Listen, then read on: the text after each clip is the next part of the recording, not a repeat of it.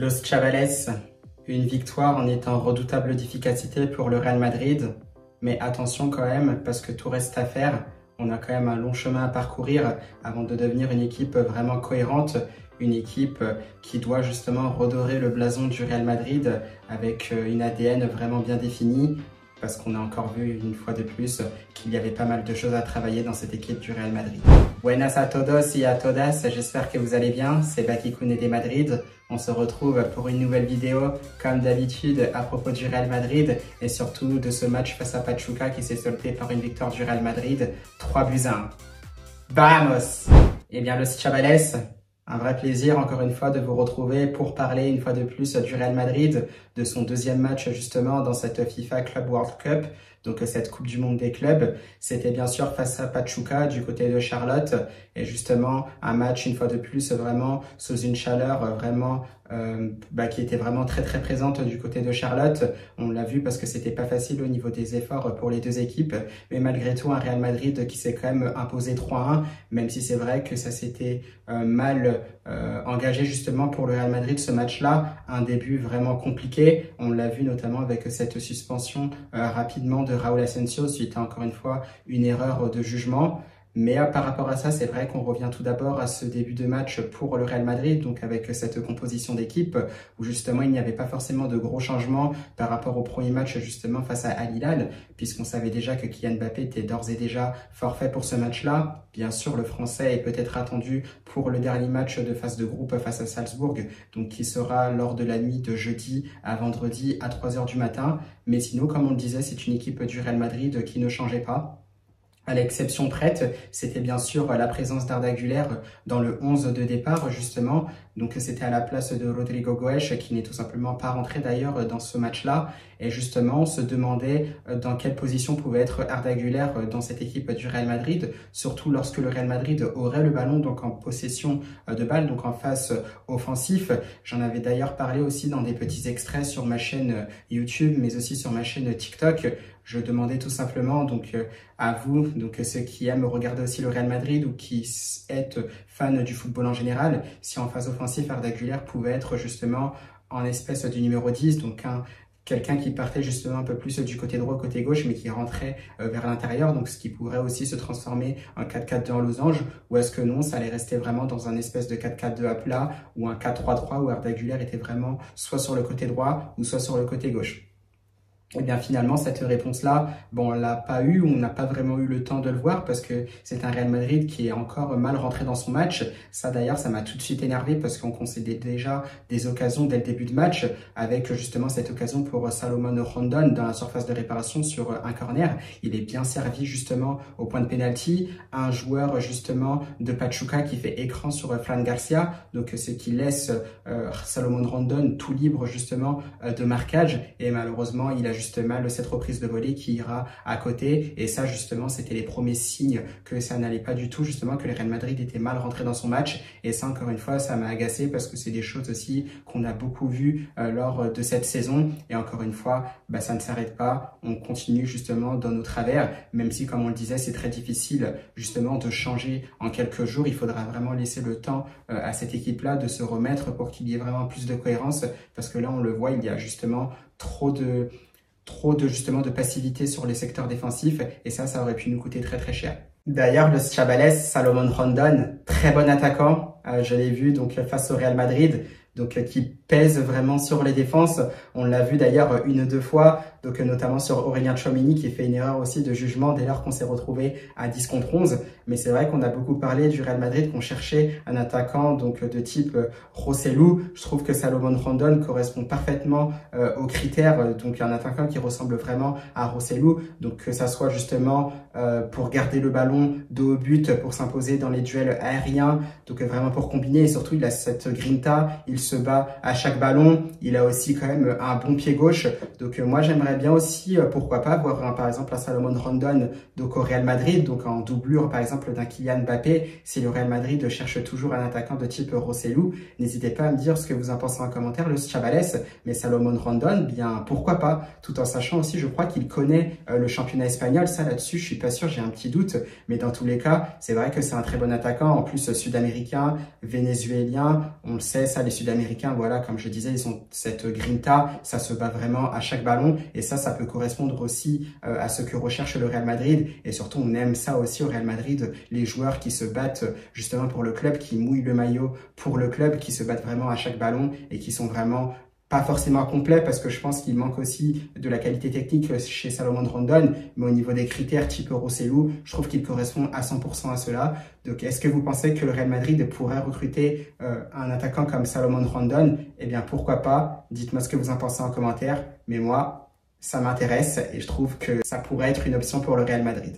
Et justement, Pachuca ne va pas rester là puisqu'on voit justement ces failles de cette équipe du Real Madrid. Un Real Madrid qui est vraiment mis en difficulté. On a vu aussi un moment, je crois c'était pendant peut-être 5, 6, 7 minutes, j'ai vu Pachuca qui avait même la maîtrise du ballon. Encore une fois, des erreurs défensives. Comme on le disait, il n'y a pas forcément de pressing ou s'il y en a un, c'est très mal fait et justement, on prend des temps de retard pour intercepter les ballons justement qui circulent entre les joueurs de Pachuca et justement on se fait encore avoir sur un gelon. Donc c'est Raúl Asensio qui est très mal aligné avec Dino Isen, donc un ballon justement dans le dos. Et justement, l'intelligence de jeu aussi de Salomon Rondon qui, d'une part, est placé entre les deux centraux. Ça, c'est exactement ce qu'il faut faire. Il a justement cette position préférentielle qui est prise sur Raúl Asensio. Derrière, voilà, il joue avec beaucoup de vices. On voit que c'est un attaquant vraiment de métier puisqu'il met son corps en opposition. Donc, justement, ça empêche Raúl Asensio de passer devant. Et je pense que là, Raúl Asensio, malheureusement, il doit laisser, je pense, la chance à Thibaut Courtois de gagner son face-à-face face à Salomon Rondon. Là, encore une fois, c'est une faute stupide qui est commise par le défenseur espagnol qui coûte vraiment très très cher puisque c'est un carton rouge immédiat pour lui et ça laisse le Real Madrid à 10 contre 11. Mais ça, comme je disais, Los Chavales, si jamais vous avez vu ma vidéo de débrief d'avant-match, donc avant ce Real Madrid-Pachuca, je disais justement attention à Raúl Asensio parce qu'il y a des erreurs de concentration. On l'avait déjà vu aussi du côté de la saison dernière, notamment avec Carlo Ancelotti. Ça s'est vu encore une fois lors du premier match face à Al Hilal où il y a encore une faute qui est commise assez bêtement. Et derrière, voilà, on est encore une fois sanctionné. Et ça, c'est un Raúl Asensio qui paye ses erreurs cash.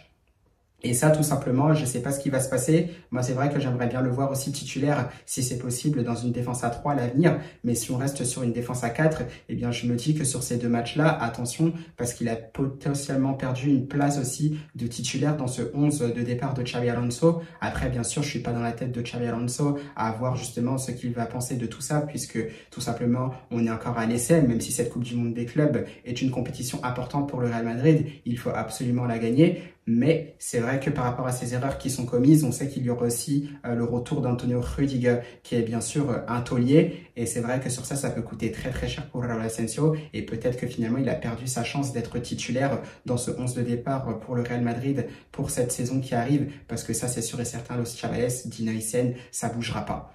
Donc dites-moi ce que vous en pensez aussi au passage Los Chavales de tout ça. Est-ce que Raúl Asensio a perdu tout simplement sa place potentiellement de titulaire avec ces deux erreurs à la suite commises en deux matchs, donc avec un Antonio Rüdiger qui reviendra aussi, on n'oublie pas Eder Militão.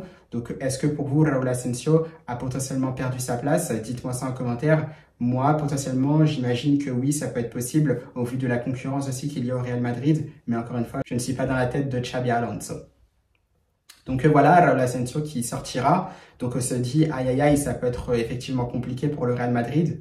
Malheureusement, c'est vrai que sans manquer de respect à cette équipe de Pachuca, même si c'est vrai qu'elle était à 11 contre 10, qu'on savait qu'elle allait certainement avoir des occasions parce qu'elle allait évidemment aussi tout donner. On sait que le Real Madrid, de par ses individualités, on sait aussi qu'il y a quand même une différence de niveau malgré tout entre les deux équipes et que le Real Madrid a la possibilité de faire cette différence. On n'a bien sûr pas négligé justement que le Real Madrid pouvait être en difficulté tant elle avait du mal sur le pressing, mais aussi justement sur l'aspect aussi bien plus défensif, donc que ça soit sur les alignements, sortir justement au bon moment sur le porteur, couper aussi les lignes de passe, sortir au bon moment dans le bon tempo aussi justement sur le temps de passe. Ça encore une fois, on l'a vu, c'était très difficile et un Real Madrid aussi qui a été pris en contre-attaque et que dire encore une fois de cette prestation de Thibaut Courtois qui a encore une fois été très décisif. Ça encore une fois, je pense qu'il n'y a pas forcément de doute, je pense qu'il n'y a pas forcément besoin de le répéter. Pour ma part, c'est vraiment le meilleur gardien du monde. Une fois de plus, il le prouve. Et encore une fois, on le voit peut-être un peu moins parce que le Real Madrid est aussi en difficulté cette saison. Mais c'est vrai que quand il est vraiment à son niveau, Thibaut Courtois, je pense qu'il y a très peu de gardiens, voire pas du tout, qui peuvent être à son niveau. Et encore une fois, bien sûr, il le prouve. Et j'espère que le Real Madrid aussi se rehaussera à son niveau. Mais par contre, Thibaut Courtois, le seul défaut qu'il a, ça on le sait justement depuis le début de sa carrière, c'est tout simplement le jeu au pied quand il faut repartir de derrière en passant par un gardien. C'est vrai que par moment, il a justement du mal. Et c'est vrai que dès lors que le Real Madrid menait aussi 3-0, on essaye de repartir de derrière avec un Dina Hysén qui lui donne le ballon. Là, je mets pas les images, mais si jamais vous vous rappelez bien des images qu'on avait vues dans ce match-là, dans cette phase de conservation-là, on voit que Luka Modric est seul justement entre les lignes. Il y a moyen de lui donner ce ballon, sachant qu'il y a au moins 3-4 mètres de liberté entre Modric et ses adversaires directs. Donc il y a moyen de lui donner. Thibaut Courtois préfère se débarrasser du ballon, ce qui est peut-être un mauvais choix puisqu'il y avait que Vinicius Junior en pointe. Pour rappel, le Real Madrid était aussi à 10 contre 11, donc on jette un peu le ballon qui revient immédiatement à Pachuca et quelques secondes après, justement, en phase de possession pour les Mexicains, eh bien, on encaisse un but avec, encore une fois, beaucoup de passivité. D'ailleurs, dans la défense du Real Madrid, ça combine trop facilement côté Pachuca et justement, pareil aussi, encore une fois, on n'est pas assez dur, on n'est pas assez ambitieux, on n'est pas assez justement déterminé justement à ne pas encaisser de but et justement cette frappe détournée par Aurélien Tchouaméni qui trompe d'ailleurs Thibaut Courtois qui était bon juste là, mais tout ça pour dire aussi attention à Thibaut Courtois au niveau des relances parce qu'encore une fois ça nous a coûté un but alors qu'il pouvait garder le ballon, mais ça c'est pas grave, je pense que ça peut se travailler. Xabi Alonso, je pense qu'il insistera là-dessus par rapport à ce qu'il voit, par rapport à son football justement, faire travailler aussi Thibaut Courtois pour bien ressortir de derrière parce que ce n'est pas que les joueurs de champ justement qui sont à la conception de ce jeu qu'on aime, de cette espèce de tiki-taka, de ce beau football, du football total. Les gardiens aussi doivent y participer. Donc j'espère que Xabi Alonso, et je pense qu'il le fera bien sûr participer Thibaut Courtois à tout cela. Mais dans tous les cas, superbe match du gardien belge parce qu'on n'oublie pas le plus important chez un gardien de but, c'est vraiment être très très fort dans le rôle qui est le sien. Donc c'est-à-dire arrêter les ballons adverses, arrêter les tirs adverses. Donc voilà par rapport à Thibaut Courtois.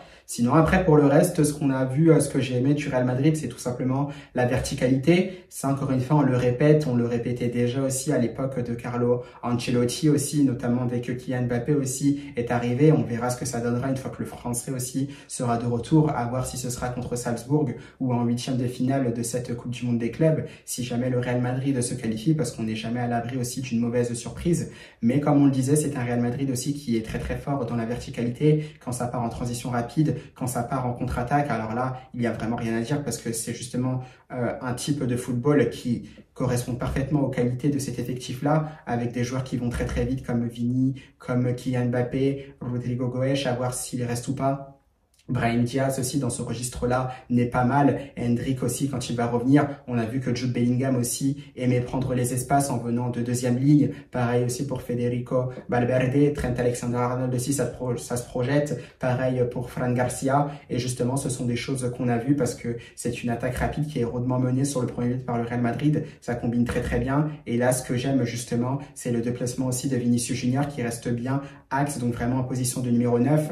Les adversaires ont conscience justement du danger que représente Vinicius Junior, qu'il soit en forme ou pas. Ça attire tout de suite un défenseur, ça on le voit parfaitement sur les images. Et derrière, ça laisse de l'espace à Jude Bellingham qui adore se projeter, qui profite justement de l'espace libre laissé par Vinicius Junior qui a complètement inspiré un de ses défenseurs directs. Jude Bellingham, bien sûr, se projette et là, il s'engouffre dans cet espace-là. Il se retrouve en face-à-face face au gardien du Pachuca. Il termine, frappe croisé pied gauche. Ça, c'est magnifique. C'est ce qu'on aime, bien sûr, de Jude Bellingham. C'est une de ses caractéristiques vraiment principales. Cette facilité à être vraiment box-to-box, se projeter aussi, justement, dans la surface de réparation adverse et aussi de profiter, justement, des espaces laissés par ses partenaires. Ça, c'est des choses qu'on aura beaucoup vues aussi lors de sa première saison au Real Madrid. Donc là-dessus, vraiment très très bien. On a encore vu aussi cette efficacité sans ballon de la part de Vinicius Junior. On voit justement que le Brésilien, malgré tout, même s'il n'est pas très bien, il a quand même cette cette intelligence de jeu pour bien se placer, pour laisser justement des espaces libres à ses partenaires. Et ça, là-dessus, ce sera très très joli et ça fera un 0 pour le Real Madrid. Pareil aussi, c'est un Real Madrid qui va continuer, malgré qu'il soit à 10 contre 11 justement. Et bien c'est là qu'on voit quand même la qualité des joueurs parce qu'ils arrivent quand même à conserver le ballon. Alors bien sûr, comme je disais, sans manquer de respect à Pachuca, ce n'était que Pachuca, mais quand même il fallait être en capacité de maîtriser ce ballon, surtout avec ce facteur chaleur. Un Pachuca, comme on le savait, qui allait tout donner justement pour essayer de battre ce Real Madrid, surtout qu'ils étaient en supériorité numérique, donc à 11 contre 10. Et malgré ça, c'est un Real Madrid qui va réussir à conserver ce ballon, qui va réussir à se créer des espaces. Et on arrive justement à passer de droite à gauche par l'intermédiaire de Vinicius Junior qui arrive à décaler Trent Alexander-Arnold. Et là, c'est vraiment super ce que fait l'international des Three Lions parce qu'il avait déjà pris cette information-là. Justement, il sent qu'il peut donner ce ballon en une touche de balle à Gonzalo Garcia. C'est ce qu'il fait. Et là, justement, on voit peut-être, certains diront que c'est peut-être l'effet Xavi Ball. Je ne sais pas. Pour moi, c'est vraiment l'intelligence de jeu de Gonzalo Garcia à ce moment-là parce qu'il sait justement que le défenseur face à lui va certainement anticiper le contrôle plus la frappe enchaînée. Mais Gonzalo Garcia, bah voilà, il a été très très malin, très très intelligent sur ce coup-là. Il voit qu'Arda Güler vient cette remise en une touche de balle. Bah vraiment, elle est léchée, c'était vraiment super joli, c'était soyeux. Et Arda Güler qui arrive lancer, qui prend bien évidemment le meilleur sur le défenseur direct qui était le dernier. Il le prend de vitesse, frappe croisé pied droit, c'est tout simplement magnifique. C'est le type d'action qu'on aimerait voir justement côté madrilène. Et sur ça, voilà, ça laisse aussi beaucoup d'illusion, comme on dit en Espagne, donc beaucoup d'enthousiasme, beaucoup de bonnes perspectives, j'ai envie de dire, pour l'avenir. Parce que c'est le type d'action qu'on veut voir au Real Madrid, cette superbe combinaison d'abord avec Vini, Trent Alexander-Arnold qui trouve Gonzalo en une touche de balle pour Arda Güler et derrière le Turc finira très très bien cette action. 2-0 pour le Real Madrid, ça vraiment il n'y a rien à dire. Donc vraiment, voilà, on s'est vraiment régalé sur ces actions-là. C'est tout ce qu'on aimerait voir. Pareil aussi après pour Federico Valverde, voilà, qui se projette. On a vu aussi la conservation de balle de Vini Junior, l'entrée aussi de mon chouchou, Brahim Diaz, voilà, qui conserve encore une fois bien le ballon, qui a aussi cette vista, cette vision du jeu et aussi la qualité de son pied gauche pour trouver donc Federico Valverde avec une passe lobée, donc par-dessus la défense, et Fede Valverde, voilà, qui s'arrache tel un vrai Uruguayen. Donc voilà, superbe finition et ça fera bien sûr 3-0 pour le Real Madrid. Donc bien évidemment, ce sont des belles choses qu'on a vues. On en demande à en voir plus justement parce que bien évidemment, c'est un match qui est gagné 3-1. Certes, de base, c'était contre l'équipe par rapport à laquelle on était nettement supérieur. Il faudra voir par la suite. Le principal, bien sûr, c'est de pas s'enflammer parce qu'il y a encore beaucoup de matchs qui nous attendent. Il y aura aussi beaucoup de gros adversaires qui nous attendent pour la suite de cette compétition si le Real Madrid valide son ticket pour les huitièmes de finale, donc face à Salzbourg la semaine prochaine. Donc on attend de voir, pas s'enflammer, il y a encore beaucoup de travail, la future saison n'a pas encore commencé, mais c'est vrai qu'on voit aussi de belles choses et je pense qu'on peut être quand même rassuré de ce qu'on a vu de ce Real Madrid-là. Bien sûr, on va attendre que Kylian Mbappé réintègre cet effectif-là, continuer vraiment à travailler, continuer aussi à bosser, à justement améliorer ce que demande Xabi Alonso et voilà, être prêt aussi pour le début de la Liga qui viendra aussi après la Coupe du Monde des clubs, donc certainement à la fin du mois d'août, mais vraiment garder ces choses positives là. Attention aussi à tout le côté négatif, donc notamment avec cette expulsion de Raúl Asensio, vraiment être concentré dans tous les aspects. Et je pense que c'est un Real Madrid qui peut revenir à un très très bon niveau, mais pour l'instant on ne s'enflamme pas parce que tout reste à faire. Et sinon, le point positif de ce match-là, c'est le retour d'Antonio Rüdiger, qui avait été opéré, bien sûr, il y a quelques semaines. Donc, l'Allemand est bien sûr revenu à la compète. Donc voilà, le temps justement de reprendre un peu de rythme, quelques courses par-ci, quelques petites passes par-là, quelques petites embrouilles aussi. On l'a vu, Rüdiger, ça bien sûr, on a l'impression que ça lui a pas manqué. Donc une embrouille aussi avec un des joueurs mexicains qui lui aurait mis justement un coup dans le visage. Donc bien sûr, ça, Rüdiger, c'est des choses qu'il aime, mais on le sait, c'est le genre de joueur aussi qui fait énormément de bien au Real Madrid, même si par moments il peut être exécrable. Mais c'est vrai qu'on l'apprécie quand même beaucoup à Madrid, même si par moments ça peut être un peu plus compliqué. Donc on est vraiment très très content de voir son retour. Et bien sûr, on espère qu'il sera au niveau pour cette équipe du Real Madrid et aussi pour correspondre aux besoins de Xabi Alonso. Donc on est vraiment très très content pour ce Real Madrid-là. Donc, comme vous le savez, c'est bien sûr une option qui est prise pour les huitièmes de finale. Il faudra confirmer tout ça. Donc, ça se passera bien sûr face à Salzbourg la semaine prochaine. Donc, on va voir ce qu'il se passera. Salzbourg, bien sûr, jouera à partir de minuit, donc face à Al Hilal. Donc au moment où je parle, le match a peut-être même déjà commencé. Donc à voir ce qu'il se passera, parce qu'en cas de victoire, je pense que Salzbourg est quasiment assuré de se qualifier avec 6 points, puisque le Real Madrid en aurait 4 et Al Hilal n'aurait que 1 point. Pachuca en a 0. Donc on verra bien ce qu'il se passera. Mais en attendant, ce match a déjà commencé et à voir ce qu'il se passera. Dans tous les cas, Los Chavales, malgré tout, on est vraiment assez content de cette victoire du Real Madrid. Bien sûr, on retient le positif. On est conscient aussi du travail qu'il reste à faire pour le Real Madrid, que le Real Madrid doit continuer à faire, qu'il faut aussi faire attention justement aux erreurs de concentration. Et on peut espérer justement que ça se passe bien pour la suite, donc pour la saison qui arrive, mais aussi pour la fin de cette Coupe du Monde des clubs. Même si c'est vrai qu'on n'est pas forcément favori au premier abord, eh bien on ne sait pas ce qui peut se passer. Mais on se concentre d'abord sur le prochain match, match après match, donc face à Salzbourg la semaine prochaine, et on verra bien ce qu'il se passera. J'espère, Los Chavales, que ce match vous aura plu, que vous aurez apprécié les très jolis buts du Real Madrid, parce que quand même c'était une belle opposition aussi qu'a montré Pachuca. Et voilà, on reste vraiment plein d'enthousiasme pour la suite. Moi, je vous souhaite bien sûr une belle fin de week-end, surtout une bonne nuit, parce qu'il est quasiment minuit, ou il est peut-être minuit au moment où je parle. Donc voilà, passez une bonne nuit, on se retrouve la semaine prochaine, et surtout, à la Madrid!